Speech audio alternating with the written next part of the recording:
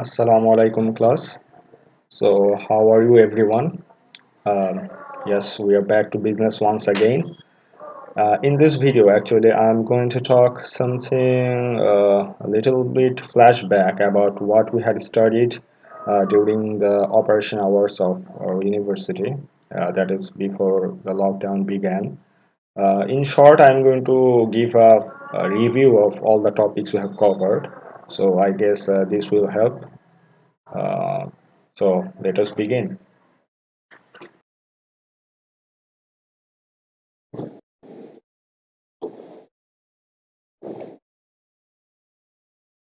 So in week one, we pretty much dealt with all the introductory topics.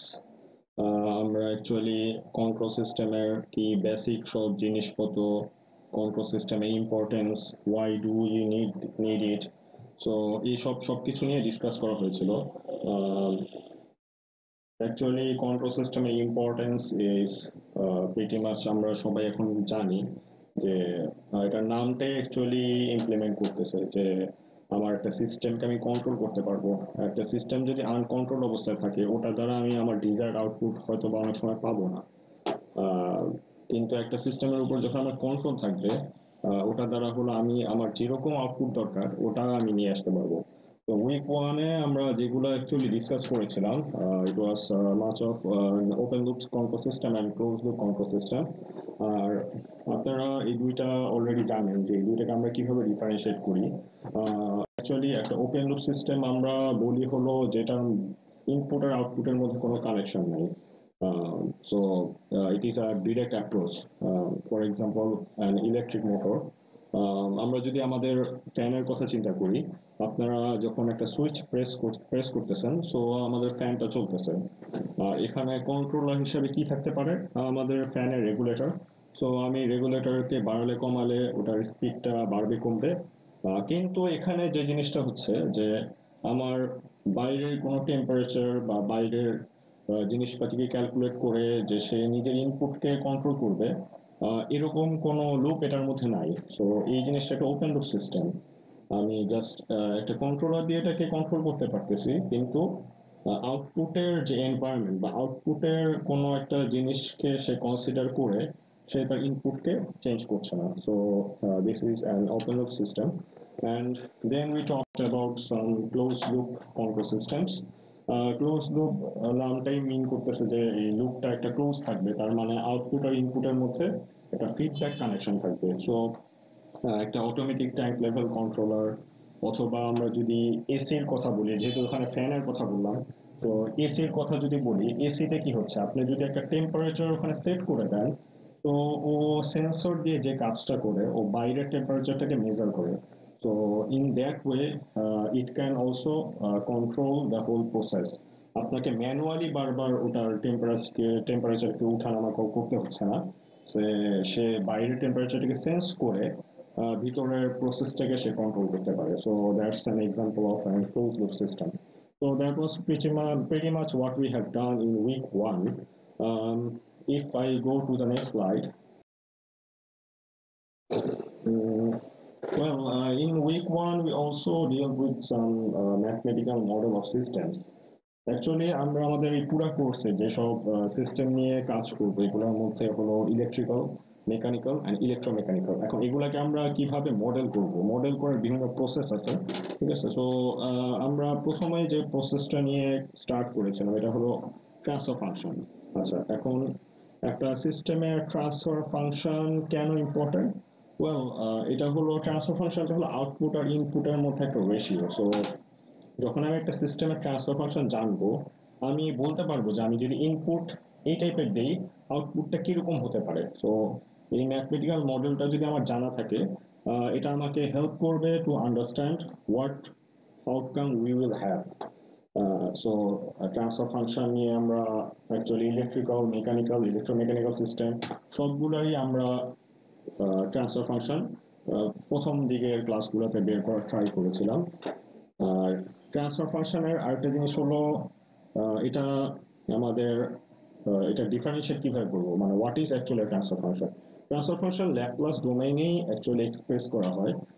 এখানে হলো initial condition গুলোকে consider করা হয় না, যেটা আমরা যদি এফিসিয়েন্সি বা যদি নর্মাল কোনো রেশিও বা গেইন যদি বলি, গেইনের ইকুয়েশনটা অনেকটা সেম, বাট গেইন আর ট্রান্সফার ফাংশনের মধ্যে বেসিক ডিফারেন্স হলো ট্রান্সফার ফাংশনে we do not consider the initial condition. তো ইলেকট্রিক্যাল সিস্টেম নিয়ে আমরা প্রথম যেসব ক্লাসগুলো করেছিলাম ওগুলা অনেকটা হলো আরএলসি সার্কিট আর অপ অ্যাম্পের মধ্যে ট্রান্সফার ফাংশন বের করা। তো আরএলসি সার্কিটের ট্রান্সফার ফাংশন বের করার সময় আমরা যেটা ইউজুয়ালি হলো KVL, KCL, mesh analysis, nodal analysis, so এগুলা ইউজ করে আমরা ওটা ট্রান্সফার ফাংশন খুব ইজিলি বের করতে পারতেছিলাম। হলো সো আমরা এগুলো মোটামুটি কভার করা হয়েছে। আর অপ অ্যাম্পের ক্ষেত্রে যেটা হয়েছিল, অপ অ্যাম্পের ট্রান্সফার ফাংশন বের করা it was much easier than normal আর সার্কিট, আরএলসি সার্কিটস। অপ অ্যাম্পের আমরা যেভাবে হলো বিভিন্ন ইনভার্টার সার্কিট, তারপরে হলো ডিফারেন্সিয়েটর, ইন্টিগ্রেটর সার্কিট, এরকম বিভিন্ন ধরনের সার্কিটের ট্রান্সফার ফাংশন মানে আউটপুট আর ইনপুটের রিলেশন বের করাও শিখেছিলাম। আচ্ছা, then we moved on to mechanical systems. So mechanical systems, actually we dealt with two types of systems. That was translational system and rotational systems. So you know, translational system বলতে আমরা কি বুঝাই, যে সিস্টেমটা হলো অ্যাকচুয়ালি ডানে বামে বা সোজা, ব্যাকওয়ার্ড ফরওয়ার্ড এভাবে মুভ করবে। In other sense, its movement is restricted to in vertical axis or horizontal axis. Okay. But when we talk about rotational systems, we actually deal with angle. Okay. So in translational system and both rotational system, we can consider torque or force. So those expressions were actually expressed in terms of differential equation, and আমরা differential equation কে হলো actually Laplace ডোমেনে নিয়ে ওখান থেকে আমরা transfer function বের করার এগুলো আমরা শিখেছি। Then we moved on to actually electromechanical systems. You know, it is the mixture of electrical and mechanical system. তো আমরা বেসিক্যালি দুই টাইপের সিস্টেম দেখেছিলাম, একটা হলো field control DC motor and armature control DC motor. আপনাদের ইলেকট্রিক্যাল মেকানিক্যাল সিস্টেমের পার্টগুলো মনে না থাকলেও আই গেস এটা মনে থাকার কথা, because we had only one quiz during that tenure, and this was included in the quiz question. So I guess all of you remembered it. So on the electromechanical system, it was pretty much an open, what would I say, rather than mathematical, like a theoretical type ছিল। যদি electrical আর mechanical system individually আমরা ওটাকে mathematically বেশি expression করেছিলাম, বলে electromechanical সিস্টেমটা অনেকটা theoretically ছিল। সো আমরা ওখানে যেটা করেছিলাম, একটা সার্কিটও কনসিডার করেছিলাম, আবার ওখানে যে রোটেশনাল পার্ট বা মেকানিক্যাল যে পার্টটা ছিল এই দুটাকে একসাথে মিক্স করে ওটা ট্রান্সফরমেশন বের করার ট্রাই করেছিলাম। Okay, then if we move on to the next slide. In the week 3, we pretty much started a block reduction model. Okay, so you can see what the points that are being highlighted here. Block reduction, why is it necessary? Well, different types of system, they can be expressed in different ways, and one of them, in one of the representation, is block model. So if we have a block model of a system, we can if we can reduce it to a single block, then we can easily find the relation between the input and output. So this method was taught during week 3. So as far as you guys know, we learned many rules. So I have actually highlighted some of the important and most used rules over here. Moving summing points or pick-up point ahead or behind of a block. Sometimes we need to actually move the points. Pick-up points are these points, as you can see. The points that are over here.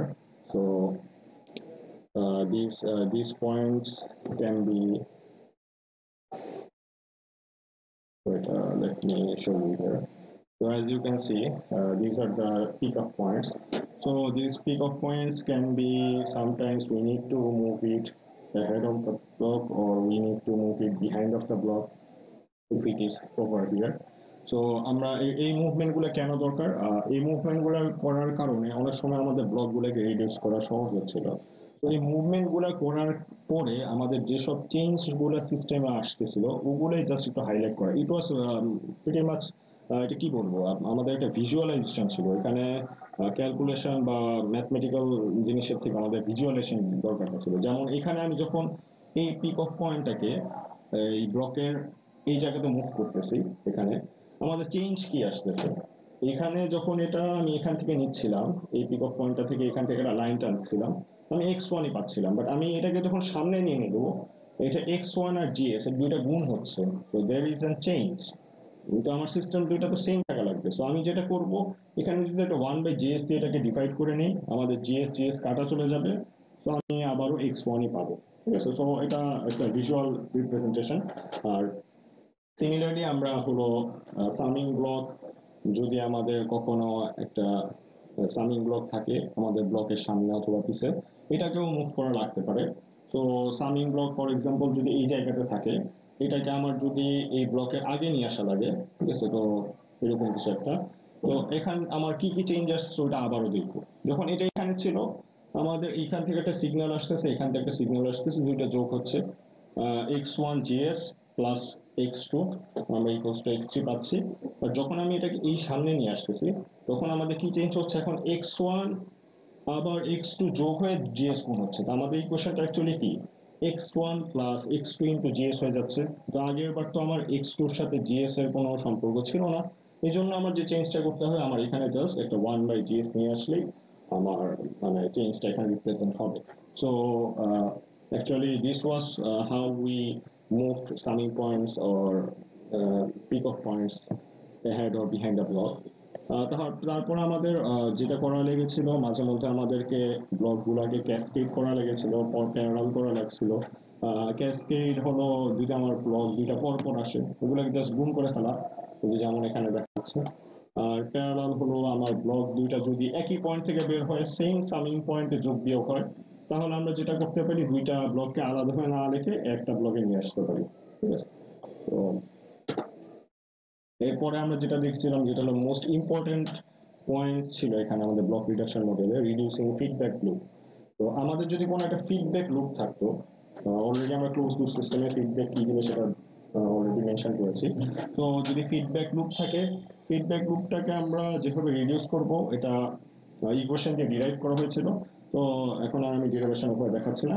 তো আমরা mainly যেটা দেখতেছিলাম, যে আমাদের যদি এরকম একটা forward gain থাকে, একটা ফিডব্যাক গেইন থাকে, তাহলে আমাদের ফাইনালি এই লুপটাকে আমরা একটা ব্লকের মধ্যে কিভাবে আনতে পারি, forward gain divided by 1 plus minus forward gain into feedback gain. হ্যাঁ, এখন এখানে প্লাস মাইনাসটা কিভাবে হবে, আমার যদি এটা নেগেটিভ ফিডব্যাক হয়, মানে এখানে যদি মাইনাস থাকে, তাহলে আমার এখানে 1 প্লাস জিএস ইনটু এইচএস হবে।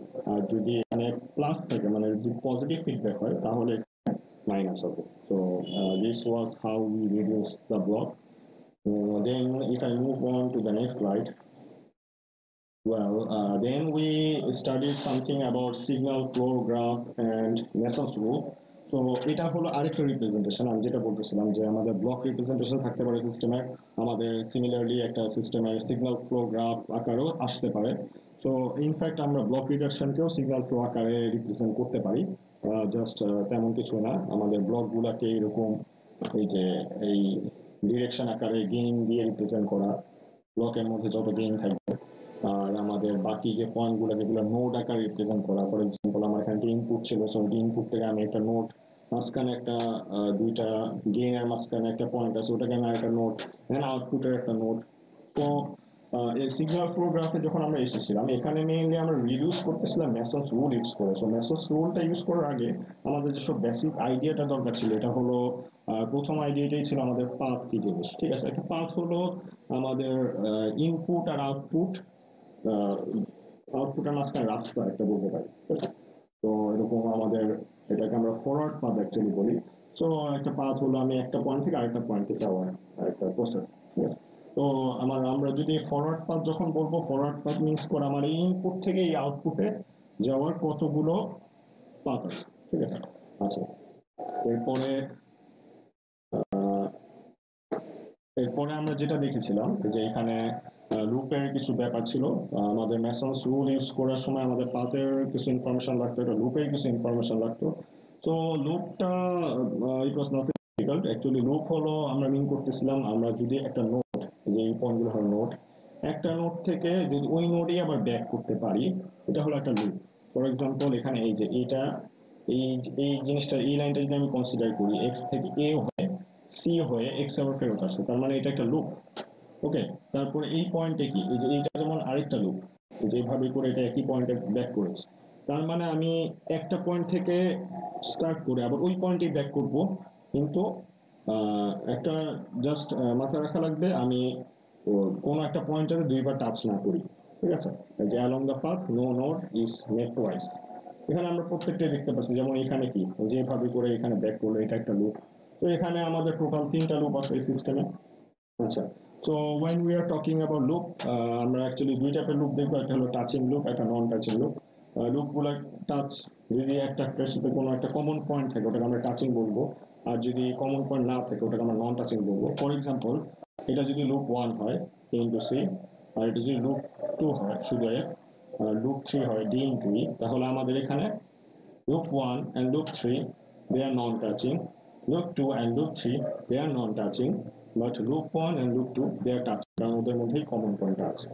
আচ্ছা, তারপরে এগুলো যদি আমরা ধরতে পারি, এরপর আমরা যেটা হলো আমাদের ম্যাসন্স রুলটা জাস্ট অ্যাপ্লাই করা দরকার ছিল। সো ম্যাসন্স রুলটা আমরা যেভাবে অ্যাপ্লাই করতেছিলাম, এটা হলো একটা ইকুয়েশন দিয়ে, যে ইকুয়েশনটা আপনারা দেখতে পাচ্ছেন অলরেডি।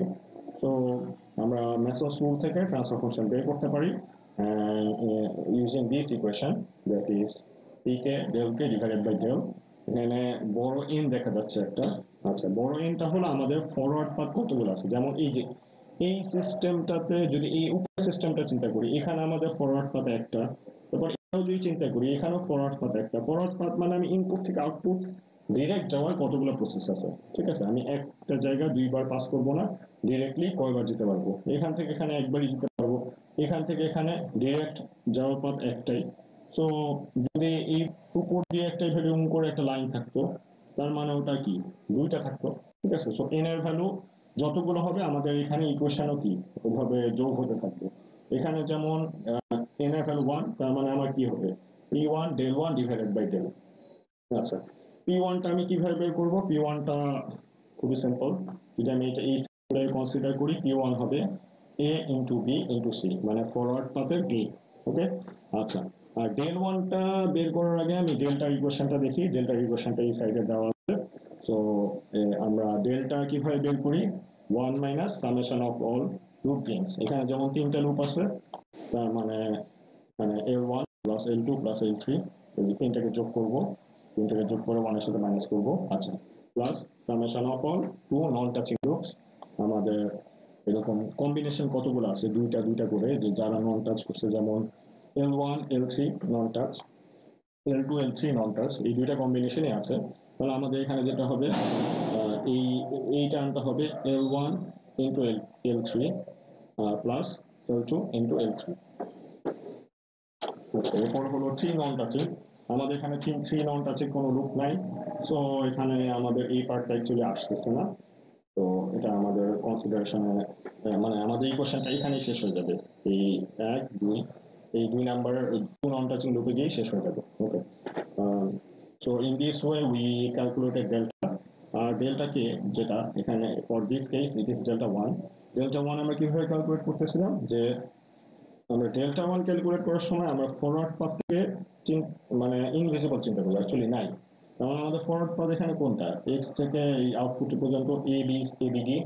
তো এটাকে যদি আমি নাই চিন্তা করি, মানে এটা হলো একদম এখানে সরে গেছে, এখানে নাই এটা। ঠিক আছে, এখানে যদি আমি এটাকে নাই চিন্তা করি, তা এরপর আমি দেখবো যে এখানে আমাদের কতগুলো লুপ আছে। এটা এটা যদি নাই থাকে, আমার এই নোটটাও নাই, এইখানে কোনো নোট নাই, তাহলে আমার এখানে কোনো লুপই থাকবে না অ্যাকচুয়ালি। ঠিক আছে, তো লুপ না থাকলে আমাদের এইখানে এগুলো কোনো ইকুয়েশন আসবেই না, জাস্ট ডেল ওয়ান এর ভ্যালু ওয়ান হবে। ঠিক আছে, তো এখানে ই ওয়ান এর সাথে ওয়ান গুণ করলে, বাই ডেল্টা গুণ করলে যেটা পাবো ওটাই আমাদের ট্রান্সফার ফাংশন। আচ্ছা, Then in the last few weeks, actually last 2 weeks, we talked about state variable models. আচ্ছা, state variable models আমরা actually কেন কনসিডার করতেছিলাম আমাদের আহ, এর আগ পর্যন্ত আমরা যা কিছু কনসিডার করেছিলাম সব ছিল ল্যাপ্লাস ডোমেনে।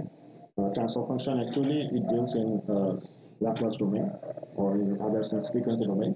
সো আমাদের অ্যাকচুয়ালি টাইম ডোমেনে ইনফরমেশনটা অনেক সময় লাগতে পারে। ল্যাপ্লাস ডোমেন বা ট্রান্সফার ফাংশন একটা বড় ডিসঅ্যাডভান্টেজ ছিল যে আমরা ইনিশিয়াল কন্ডিশনই কনসিডার করি না, বাট অনেক সময় তো ইনিশিয়াল কন্ডিশন আমাদের সিস্টেমে ইম্প্যাক্ট ফেলাতে পারে। সো ওইসব কেসে আমরা কনসিডার করার জন্য স্টেট ভেরিয়েবল মডেলগুলোকে দেখতে পারি। So it is another mathematical representation. So state variable model কি রিপ্রেজেন্টেশনের জন্য আমাদের ম্যাট্রিক্সের কিছু ধারণা ছিল, দরকার হচ্ছিল। তো আমরা প্রথমে হলো সিস্টেমকে কিভাবে রিপ্রেজেন্ট করবো, এটার জন্য স্টেট ইকুয়েশন আর আউটপুট ইকুয়েশন, সিস্টেমের স্টেট ইকুয়েশন আউটপুট ইকুয়েশন এগুলো বের করা শিখেছিলাম। তো এগুলো সবই কিন্তু ম্যাট্রিক্স ইকুয়েশন। এখানে X bar equals to A X plus B, এগুলো সবই ম্যাট্রিক্স ফর্মে আসবে। এটা output equation Y equals to C X plus D U. এখানে এক্সটা হলো আমাদের স্টেট ভেরিয়েবল, নিউটা ছিল আমাদের ইনপুট, ওকে, আর ওয়াই তো আউটপুট, আর এগুলো হলো আমাদের coefficient A B C D. তো আর এক্স বার হলো আমাদের এই স্টেট ভেরিয়েবলের ডিফারেনশিয়াল ফর্ম। তো আমরা যেটা করেছিলাম, আমরা হলো ইলেকট্রিক্যাল এবং মেকানিক্যাল সিস্টেম দুটারই state variable actually state equation and output equation প্রথম দিকে বের করেছি। আচ্ছা, দেন ইলেকট্রিক্যাল সিস্টেম বের করার সময় যেটা আমরা ইউজুয়ালি করতাম হলো সিস্টেমের মধ্যে কতগুলো স্টোরেজ এলিমেন্ট আছে এটা দেখতাম, ক্যাপাসিটর ইন্ডাক্টর। তো ক্যাপাসিটর ইন্ডাক্টর এগুলা যে যতগুলো থাকবে ওই অনুযায়ী আমাদের স্টেট ভেরিয়েবল ততগুলো হবে। আর আমরা জানতাম actually we solved many problems regarding those. এরপরে হলো আমরা মেকানিক্যাল সিস্টেম কিছু সলভ করেছিলাম। মেকানিক্যাল সিস্টেমটা ইলেকট্রিক্যাল সিস্টেমের থেকে ইজিয়ার ছিল। অ্যাকচুয়ালি ওটা ডিফারেন্সিয়াল ইকুয়েশনটা আমরা যদি বের করে ফেলতাম, ডিফারেন্সিয়াল ইকুয়েশন থেকে স্টেট ইকুয়েশন আউটপুট ইকুয়েশন খুব সহজে বের হয়ে যেত। আচ্ছা, then as we moved on to the topic, we came to transfer function from state equation. Actually আমার যদি কখনো স্টেট ইকুয়েশন আমি বের করলাম বা আমার কাছে দেওয়া হচ্ছে, আমার যদি এখান থেকে ট্রান্সফার ফাংশন কখনো লাগে বা ট্রান্সফার বের করতে হয়, তখন জাস্ট সিম্পল আমাদের যখন স্টেট ইকুয়েশন এগুলো বা আউটপুট ইকুয়েশন চলে এসেছে, তার মানে আমি সিটা জানি, এখানে এটা জানি, ঠিক আছে, তারপরে এখানে বিটা জানি। এই টার্মগুলো আমি যখন জানবো, এখানে জাস্ট আমি যদি এই কাজটা করি যে S I minus A inverse, মানে আমি আইটা হলো আইডেন্টিটি ম্যাট্রিক্স, এখানে এর এ ম্যাট্রিক্সটা যতটুক হবে, যদি এটা 2x2 ম্যাট্রিক্স হয় তাহলে আইডেন্টিটি ম্যাট্রিক্সটা হবে 1 0 0 1 এরকম টাইপের।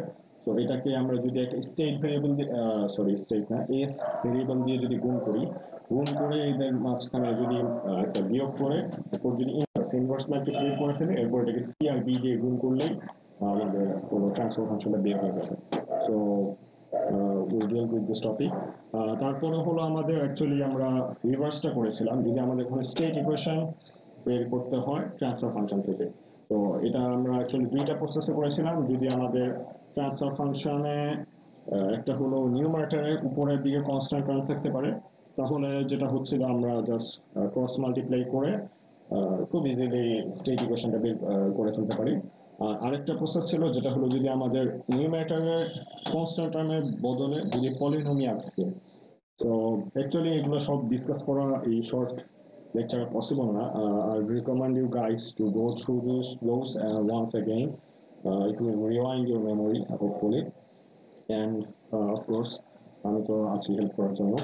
আচ্ছা, তারপরে আমরা যে টপিকটা কভার করেছিলাম এটা ছিল solution of state equation, actually the state transition matrix. Actually যেটা আমাদের প্রয়োজন ছিল যে আমরা ভালো কথা স্টেট ইকুয়েশন জানি, ঠিক আছে, স্টেট ইকুয়েশন জানলাম, এখন আমার আউটপুটটা কিরকম হবে বা স্টেট ইকুয়েশনের সলিউশন কিরকম হবে। তো আমরা এখানে জাস্ট হলো আমাদের স্টেট ইকুয়েশনটা ইউজ করে, যে আমরা স্টেট ইকুয়েশনে এ ভ্যালুটা জানি, ঠিক আছে, তো এটাকে যদি আমি এটাকে ইনভার্স করে ফেলি তাহলে আমি এই টার্মটা পেয়ে যাব। এরপর জাস্ট এটাকে যদি ইনভার্স ল্যাপ্লাস করি তাহলে কি আমি টাইম ডোমেনে এটা কিরকম হবে সলিউশনটা এটা বের করতে পারবো। In fact we also further analyse যে এই যে স্টেট ট্রানজিশন ম্যাট্রিক্স ইউজ করে আমাদের আউটপুটটা কিরকম হবে, মানে টাইম ডোমেন ওটা দেখতে কিরকম হবে। তো এই জিনিসটাও আমরা বের করা মোটামুটি শিখেছি। So that's what we covered till the lockdown period started. So I tried to discuss in short. আমি জানি হয়তো বা অনেকে অনেক কিছু বুঝবে না, ভুলে যাওয়াটা স্বাভাবিক, কিন্তু হ্যাঁ একটু দয়া করে সবার একটু আবার জিনিসগুলা মেমোরিতে আনতে হবে, একটু পড়তে হবে। আর আমরা নেক্সট লেকচার থেকে যেটা করব, আমি এত ফাস্ট যাব না, আমরা একটু ডিটেলসে নেক্সট লেকচারগুলো কভার করার চেষ্টা করব। So thank you guys for watching this video, and yeah, I would like to have some recommendation, what way I can improve. I'm also new to this online platform, online classes, and so on. Most of you are also new. Maybe some of you have done some online classes previously. So ভুল ত্রুটি হতেই পারে, but anyways, আস্তে আস্তে I guess things will improve. So that's all for it today. Thank you.